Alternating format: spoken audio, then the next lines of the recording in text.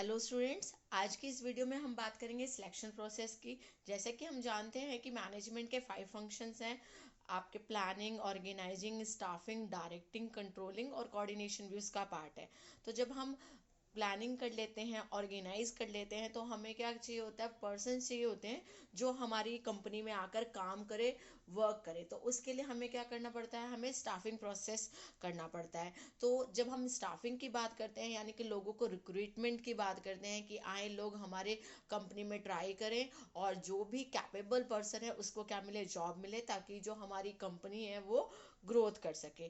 तो जब हम स्टाफिंग की बात करते हैं तो सबसे पहले हम एक रिक्रूटमेंट पूरी करते हैं। रिक्रूटमेंट में क्या होता है, रिक्रूटमेंट में हम ब्रिज ऑफ कैंडिडेट कलेक्ट करते हैं कि कौन कौन से ऐसे कैंडिडेट हैं जो आपकी कंपनी में आए, अप्लाई करें। फिर उसके बाद जब हमारे पास बहुत सारी एप्लीकेशन इकट्ठी हो जाती हैं तो हम क्या करते हैं, सिलेक्शन प्रोसेस करते हैं, जिसमें क्या करते हैं हम कि जो पर्सन कैपेबल है उसको हम रिक्रूट कर सकें, उसको हम सिलेक्ट कर सकें।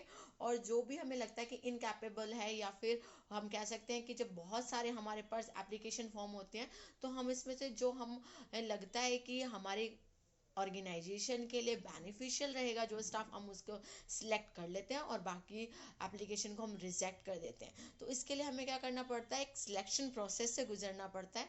तो सबसे पहले हम समझ लेते हैं कि सिलेक्शन क्या होता है। तो selection is the process of choosing the right candidate. ठीक है, तो हमें क्या करना है, सिलेक्शन प्रोसेस में हमें चूज करना है किसको, राइट कैंडिडेट को, जो क्या कर सके, मोस्ट सूटेबल हो किसके लिए, वेकेंट जॉब के लिए जो ऑर्गेनाइजेशन में अवेलेबल है। तो हमें राइट कैंडिडेट चाहिए, किसके लिए राइट कैंडिडेट चाहिए, वेकेंट जॉब के लिए, कहाँ अवेलेबल है, जो हमारी ऑर्गेनाइजेशन में। ठीक है, सो हम जानते हैं कि जब हम रिक्रूटमेंट से बहुत सारे फॉर्म एक्सेप्ट कर लेते हैं तो अब हम उसमें से सिलेक्शन प्रोसेस स्टार्ट कर देते हैं। After receiving the receipt of appropriate number of applicants, selection process start. The purpose of selection process is to determine whether a candidate is suitable for company और नॉट। तो देखिए, जब भी हम selection process करते हैं तो हमारा मेन एम यही होता है कि हमें देखना है कि जो सामने वाला कैंडिडेट है वो हमारी ऑर्गेनाइजेशन के लिए सूटेबल है भी या नहीं।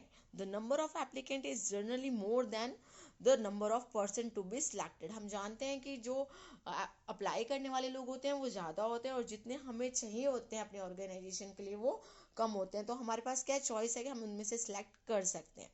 Due to this reason selection process is also called negative process. क्यों कहा जाता है नेगेटिव प्रोसेस, क्योंकि हमें जो पर्सन जो बहुत सारे है और हमें उनमें से कुछ को सिलेक्ट करना है तो कुछ को क्या करना पड़ेगा, रिजेक्ट करना पड़ेगा। इसलिए रिक्रूटमेंट को हम पॉजिटिव प्रोसेस कहते हैं क्योंकि उसमें हम बुलाते हैं पर्सन को तो बहुत सारे होते हैं, और सिलेक्शन को हम नेगेटिव प्रोसेस करते हैं क्योंकि हम इसमें छटनी कर रहे हैं ना, सिलेक्ट कर रहे हैं, तो बाकियों को हमें रिजेक्ट करना पड़ेगा। So the procedure to be followed for selecting an employee may be different for various jobs. So देखिए, अलग अलग ऑर्गेनाइजेशन के अलग अलग तरीका हो सकता है सिलेक्शन प्रोसेस का। ठीक है, पर सारे क्या चाहते हैं, उनका जो मेन एम होता है वो यही होता है कि हमें एक अप्रोप्रिएट कैंडिडेट मिल जाए, अप्रोप्रिएट एम्प्लॉय मिल जाए अपनी वैकेंट जॉब के लिए। तो सबसे पहले हम जो सिलेक्शन प्रोसेस के स्टेप्स हैं उनको ब्रीफली समझ लेते हैं, फिर हम इनके बारे में डिटेल में बात करेंगे। सबसे पहला जो हमारा स्टेप है सिलेक्शन प्रोसेस में वो है प्रीलिमिनरी स्क्रीनिंग। तो प्रीलिमिनरी स्क्रीनिंग में क्या होता है कि हमें जो लगता है कि अनक्वालिफाइड, हमारे पास जो लोगों ने अप्लाई किया है जो हमारी जॉब के लिए अनक्वालिफाइड है, यानी कि उनके पास पूरी क्वालिफिकेशन नहीं है जितनी हमें चाहिए, तो हम उनको पहले से ही अलग कर देते हैं। फिर आता है सिलेक्शन टेस्ट। सिलेक्शन टेस्ट में हम टेस्ट करते हैं इंटेलिजेंस का, पर्सन के इंटेलिजेंस का टेस्ट करते हैं, एप्टीट्यूड टेस्ट करते हैं, पर्सनालिटी टेस्ट करते हैं, ट्रेड टेस्ट करते हैं, उसके इंटरेस्ट को टेस्ट करते हैं। देखते हैं कि जो कैंडिडेट है वो अलग अलग टेस्ट के थ्रू कि किस तरह का पर्सन है वो। जब सिलेक्शन टेस्ट कंप्लीट हो जाता है तो उसके बाद एम्प्लॉयमेंट इंटरव्यू होता है। एम्प्लॉयमेंट इंटरव्यू में आपकी फॉर्मल कन्वर्सेशन होती है, डेप्थ में होती है, जिसमें हम चाहते हैं कि हम जो पर्सन है उसकी नॉलेज के बारे में जाने कि उसको कितनी नॉलेज है, स्पेशलाइज नॉलेज क्या है उस पर्सन की, उसके बारे में हम जानना चाहते होते हैं। जब एम्प्लॉयमेंट इंटरव्यू में सिलेक्ट हो जाता है पर्सन तो उसके बाद क्या होता है, चेकिंग रेफरेंस एंड बैकग्राउंड देखना पड़ता है कि जो पर्सन आया है जॉब के लिए उसके प्रीवियस एम्प्लॉयज कौन से, किन के साथ उन्होंने काम किया है, किन किन लोगों को वो जानता है, और उसके बारे में एडिशनल इंफॉर्मेशन हम कलेक्ट करते हैं।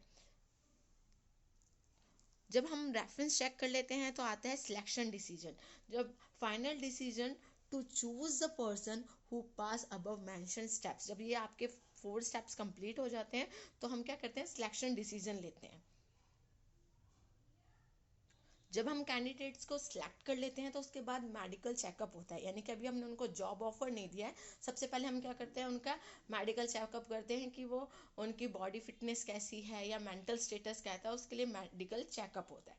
उसके बाद हम क्या करते हैं, जॉब ऑफर देते हैं उन कैंडिडेट्स को जो सिलेक्ट हो गए हैं। तो through letter of appointment candidates जो होते हैं उनको हम क्या करते हैं, सिलेक्ट कर लेते हैं। उसके बाद आता है आपका एम्प्लॉयमेंट कॉन्ट्रैक्ट। आपने जॉब ऑफर दिया तो ऑब्वियसली जो कैंडिडेट होगा उसे एक्सेप्ट करेगा, जब एक्सेप्ट करेगा तब भी क्या बनेगा आपका एम्प्लॉयमेंट कॉन्ट्रैक्ट। कभी कभी क्या होता है, जॉब ऑफर आ जाता है, एम्प्लॉयमेंट लेटर आ जाता है, लोग ज्वाइन नहीं करते हैं तो वो सिलेक्शन प्रोसेस कंप्लीट नहीं हुआ। तो कब कंप्लीट होगा, जब आपके पास क्या आ जाएगा, एम्प्लॉयमेंट कॉन्ट्रैक्ट आ गया। एम्प्लॉयमेंट कॉन्ट्रैक्ट में टाइटल ऑफ जॉब होगा कि आपको क्या काम करना है, आपकी क्या क्या ड्यूटीज़ है, आपका पे स्केल क्या है, अलाउंस कौन सी मिलेगी, वर्किंग आवर्स कितने होंगे आपके, इन सब के बारे में, डिसिप्लिनरी रूल्स वगैरह इन सब के बारे में दिया होता है। जब आपका एम्प्लॉयमेंट कॉन्ट्रैक्ट आपका आ जाता है, साइन कर देता है पर्सन, उसके बाद क्या होती है, प्लेसमेंट एंड ओरिएंटेशन। प्लेसमेंट का क्या मतलब है कि जो पर्सन या कैंडिडेट आपने सेलेक्ट किया है उसको आप इंट्रोड्यूस करवाते हैं उस एनवायरनमेंट से जहाँ वो काम करेगा। So introduce his superiors and subordinates, inform about activities of the company, company क्या काम करती है, कैसे करती है, उस सामने वाले पर्सन को क्या करना है, ये सारी चीज़ें हम किस में करते हैं, प्लेसमेंट एंड ओरिएंटेशन में। अब हमने इनके बारे में ब्रीफली तो समझ लिया, थोड़ा सा डिटेल में पढ़ लेते हैं। पहला है प्रीलिमिनरी स्क्रीनिंग। मैंने आपको बताया था प्रीलिमिनरी स्क्रीनिंग में हम क्या करते हैं, छटाई करते हैं कि जो जो आपको लगता है अनक्वालिफाइड पर्सन उन्हें हटा देते हैं। तो it is the first round of interview, no professional experts are involve in this interview, कोई एक्सपर्ट आपका इंटरव्यू नहीं ले रहा है। This interview is conducted to see whether the applicants are suitable और नॉट। शुरू में ही पता चल जाता है कि पर्सन जो है वो सूटेबल है या नहीं है। उससे रूटीन क्वेश्चंस किए जाते हैं कि आपकी एजुकेशन क्या है, हॉबी क्या है, एक्सपीरियंस कितना है, ये सारे क्वेश्चन उससे किए जाते हैं। जब इसमें कोई सिलेक्ट हो जाता है तब आपका सेकंड स्टेप क्या आता है, सिलेक्शन टेस्ट। इसमें हम क्या जानना चाहते हैं, मैंने आपको बताया था इंटेलिजेंस वगैरह हम चेक करते हैं किसकी, एप्लीकेशन जो एप्लीकेंट्स की। द ऑर्गेनाइजेशन में prefer to conduct written test to जज the knowledge and skill of the candidate. इसमें रिटर्न टेस्ट होते हैं ताकि आप क्या कर सकें, नॉलेज और स्किल चेक कर सकें। ये जो उसमें जो कॉमनली टेस्ट लेते हैं वो होते हैं इंटेलिजेंस टेस्ट, यानी कि IQ लेवल चेक करते हैं, ठीक है। फिर आपका एप्टीट्यूड टेस्ट। एप्टीट्यूड टेस्ट में क्या होता है, it is a measure of individuals potential of learning new things, new skill, indicate person capacity to develop। इस एप्टीट्यूड के टेस्ट के थ्रू पता चलता है कि एक पर्सन जो है वो कितना जल्दी ग्रैप करता है, चीज़ें सीखता है, कितना उसके अंदर पोटेंशियल है कि वो नई चीज़ें सीख सकता है। तो इसके लिए क्या करते हैं, एप्टीट्यूड टेस्ट करते हैं। फिर आता है आपका पर्सनालिटी टेस्ट। पर्सनालिटी टेस्ट से एक पर्सन के बारे में पता चलता है, उसके इमोशंस के बारे में पता चलता है, रिएक्शंस के बारे में पता चलता है कि डिफरेंट सिचुएशन में कैसा रिएक्ट करेगा, मेच्योरिटी और उसका वैल्यू सिस्टम को टेस्ट करते हैं। फिर आता है आपका ट्रेड टेस्ट। ट्रेड टेस्ट में हम जो उसके एग्जिस्टिंग स्किल्स है ना उसको टेस्ट करते हैं कि एग्जिस्टिंग स्किल्स क्या है, कि किस तरह से उसका लेवल ऑफ नॉलेज कितना है, प्रोफेशंसी कितनी है एरिया ऑफ प्रोफेशंस में, जो मतलब जिस फील्ड के लिए या जिस जॉब के लिए उसने अप्लाई किया है उसकी में उसकी प्रोफेशंसी कितनी है, लेवल ऑफ नॉलेज कितना है, उसको नॉलेज है भी या नहीं है जिस जॉब के लिए उसने अप्लाई किया है उसके लिए। फिर आता है आपका इंटरेस्ट टेस्ट। इंटरेस्ट टेस्ट सिर्फ ये जानने के लिए किया जाता है कि एक पर्सन का कितना इंटरेस्ट है, कितना इन्वॉल्वमेंट रहेगा आने वाले टाइम में। मान के चलिए सिलेक्ट हो जाता है तो वो पर्सन कितना इन्वॉल्व हो सकता है दूसरों से, उसके अलग अलग, हर पर्सन का अलग अलग इंटरेस्ट होता है, तो उसको टेस्ट करने के लिए किया जाता है। फिर आता है आपका जब सिलेक्शन टेस्ट कंप्लीट हो जाता है, फिर जब एप्लीकेंट जो है वो स्टेज कंप्लीट कर लेता है तो फिर थर्ड आती है आपकी सिलेक्शन प्रोसेस में एम्प्लॉयमेंट इंटरव्यू। देखिए जो प्रीलिमिनरी स्क्रीनिंग था उसमें नॉर्मल इंटरव्यू था, उसमें आपकी एजुकेशन लेवल वगैरह पूछा जाता है, सिर्फ नॉर्मल क्वेश्चन किए जाते हैं। बट एम्प्लॉयमेंट इंटरव्यू में क्या होगा, आपके बारे में डेप्थ नॉलेज ली जाएगी, आपके बारे में और डिटेल में जाना जाएगा, ठीक है। The candidates who qualify the test are called for interview. अब इंटरव्यू के लिए बुलाया गया, अब इसमें एक्सपर्ट्स होंगे। A panel of experts is called to conduct interview and interview helps in knowing about candidates के बारे में जाना जाता है कि उसको स्पेशलाइज्ड नॉलेज कितनी है जॉब से रिलेटेड।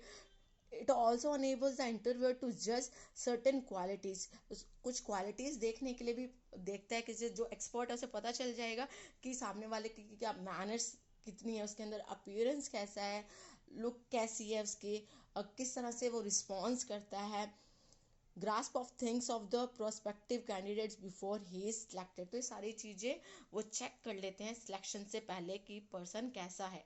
अब क्या है, उसने 3 स्टेजेस कंप्लीट कर लिया, फोर्थ क्या आ गई अब आपको इंटरव्यू कंप्लीट हो चुका है, आप उसमें आपने क्लियर कर लिया। फिर आता है चेकिंग रेफरेंस एंड बैकग्राउंड। इसमें क्या करते हैं, कैंडिडेट ने प्रीवियसली कहाँ कहाँ जॉब की है, वो किन किन पर्सन को जानता है, उसके बारे में हम पता करते हैं। If a candidate qualifies in the interview then the organization will prefer to check from the reference about the personal character of the candidate, कहाँ जॉब किया है, पहले कैसे रिलेशन रहे हैं, किस किस को जानता है, ये सारी चीज़ें हम जानते हैं उसके बारे में।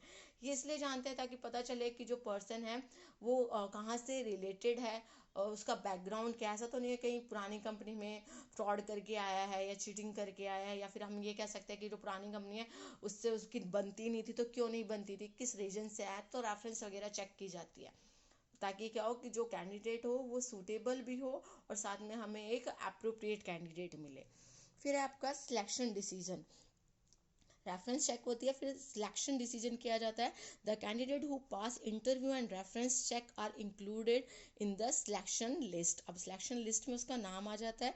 The manager select the most suitable candidates from their list, जो उनके पास लिस्ट है उसमें से जो मोस्ट सूटेबल कैंडिडेट होते हैं उनको हम सिलेक्ट कर लेते हैं, जो मैनेजर होता है वो सिलेक्ट कर लेता है। अब सिलेक्शन डिसीजन में जो आपके एप्लीकेंट्स है, कैंडिडेट है, वो सिलेक्ट हो चुके हैं। अब जो सिलेक्टेड कैंडिडेट है उनका क्या किया जाएगा, मेडिकल चेकअप किया जाएगा। Before giving the appointment selected candidates are required to come for medical checkup. Mental status देखने के लिए, आपके हेल्थ देखने के लिए क्या किया जाता है, मेडिकल चेकअप किया जाता है। जब मेडिकल चेकअप आपका क्लियर हो जाता है, क्लियरेंस आ जाती है, तब आपको क्या दिया जाता है, job offer. The candidate who clear the medical test are offered for the job and are issued appointment letters। उन्हें क्या दे दिया जाता है, अपॉइंटमेंट लेटर्स दे दिए जाते हैं। फिर जब अपॉइंटमेंट लेटर दे दिए जाते हैं तो वो एक्सेप्ट करता है जो आपका कैंडिडेट है। फिर उससे क्या बनता है, उसके बाद बनता है एम्प्लॉयमेंट कॉन्ट्रैक्ट, जिसमें बताया जाता है कि वो उसकी क्या क्या ड्यूटीज़ हैं, क्या रिस्पॉन्सिबिलिटी रहेगी, क्या उसकी पोस्ट होगी, कितना पे स्केल होगा, वर्किंग आवर्स कितने होंगे, और वो उस वो एम्प्लॉयमेंट कॉन्ट्रैक्ट पे क्या करता है, साइन करता है। When a candidate accept the job offer then he is expected to sign employment contract. जब एम्प्लॉयमेंट कॉन्ट्रैक्ट पर साइन कर देते तो एम्प्लॉयमेंट कॉन्ट्रैक्ट बन गया। अब उसके बाद क्या होता है, प्लेसमेंट एंड ओरिएंटेशन होता है। This is the last step of the selection process. The selected candidate should be given copies of rules, regulation, procedure etcetera followed in the company. जो भी रूल्स रेगुलेशन फॉलो करते हैं company, कोई discipline वगैरह है उनकी लिस्ट, उनकी copy उनको दे दी जाती है कैंडिडेट्स को। He should be introduce to his immediate superior and subordinate. उनके अंडर कौन काम करेगा, वो किसके अंडर काम करेंगे, उनसे इंट्रोड्यूस कराया जाता है। And also told about authority responsibility relationship. देखिए, जब हम काम करते हैं तो हमारे पास ऑब्वियसली अथॉरिटी रिस्पॉन्सिबिलिटी रिलेशनशिप होती है कि हमें किसके हम अकाउंटेबल है, कौन हमें आंसर करेगा, कौन हमारे लिए आंसरेबल है। Okay. Besides job orientation, the selected candidate should be given proper information about the working of the company. Company के बारे में सारी डिटेल दी जाती है। Proper orientation help candidate to adjust easily in the new environment of the organization. आप जितना उसको orientation करेंगे, easy बनाएंगे, उतनी ही जल्दी क्या हो जाएगा, एक पर्सन जो होगा वो उस जो ऑर्गेनाइजेशन है उसके एनवायरनमेंट में घुल मिल पाएगा। तो जो आपका सिलेक्शन प्रोसेस है वो बहुत ज़्यादा इंपॉर्टेंट है, क्योंकि the appointment of suitable person on various job is very essential. तो सूटेबल पर्सन जब तक नहीं होगा तो जो तक कंपनी है वो अच्छे से ग्रोथ नहीं कर पाएगी। The selection of wrong candidate will mean loss of time, money which have been incurred on this process. तो टाइम भी वेस्ट होगा, मनी भी वेस्ट होगी, और साथ साथ में हमें वो भी नहीं मिलेगा जिसके लिए हमने पूरा प्रोसेस किया था। तो आई होप आपको क्लियर हो गया है कि सिलेक्शन प्रोसेस क्या होता है। Thank you students.